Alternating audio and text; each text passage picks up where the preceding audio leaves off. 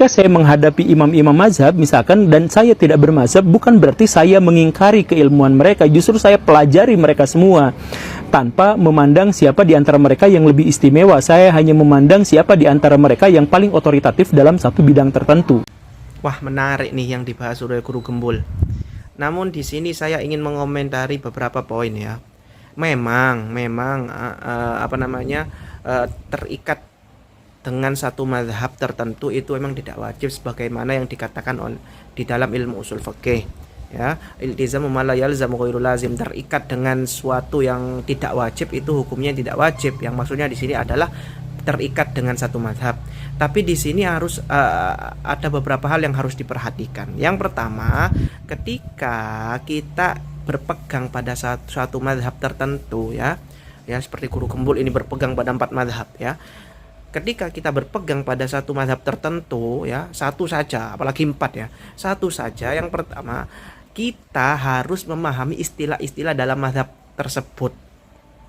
Jadi sebelum kita membaca literatur dalam mazhab tersebut, kita harus memahami istilah-istilah yang berlaku di dalam mazhab tersebut.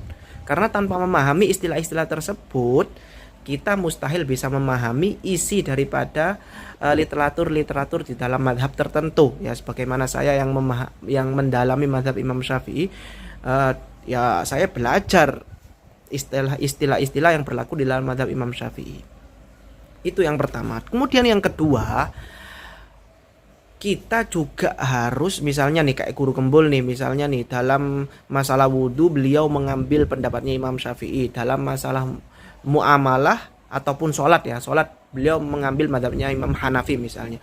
Otomatis beliau harus benar-benar mendalami, menguasai bab wudhu yang berlaku di mazhab Imam Syafi'i, dan juga beliau harus benar-benar memahami bab sholat yang berlaku di mazhab Imam Hanafi ya. Tidak hanya atasnya doang, tidak hanya kulitnya doang, tapi beliau benar-benar harus memahami secara mendalam ya, tidak hanya kulitnya saja. Nah, itu yang bikin orang-orang kesulitan jika melakukan berpegang pada banyak mazhab seperti yang dikatakan oleh Guru Gembul tersebut ya. Jadi itu bukan sesuatu yang mudah, itu sesuatu yang sulit ya.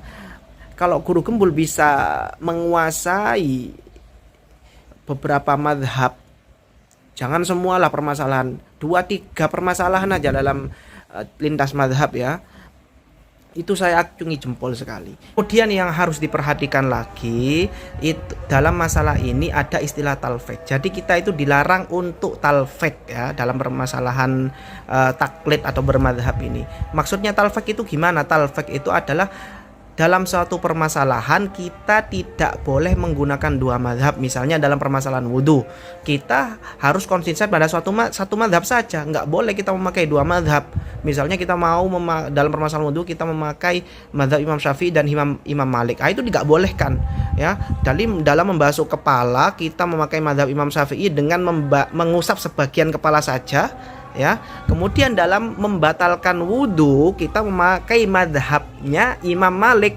Ketika ada perempuan menyentuh kita atau kita menyentuh perempuan tanpa syahwat, maka kita katakan nggak batal. Nah, ini kan mencampur adukan 2 madhab ya, mencampur adukan madhab dalam satu permasalahan ini nggak boleh ya, nggak boleh seperti itu. Yang boleh itu mencampur adukan madhab dalam beberapa permasalahan sendiri-sendiri ya. Jadi sholat kita ikut madhab Imam Malik, puasa kita ikut mazhab Imam Syafi'i, wudhu kita ikut mazhabnya Imam Ahmad, itu nggak masalah seperti itu ya. Semoga manfaat.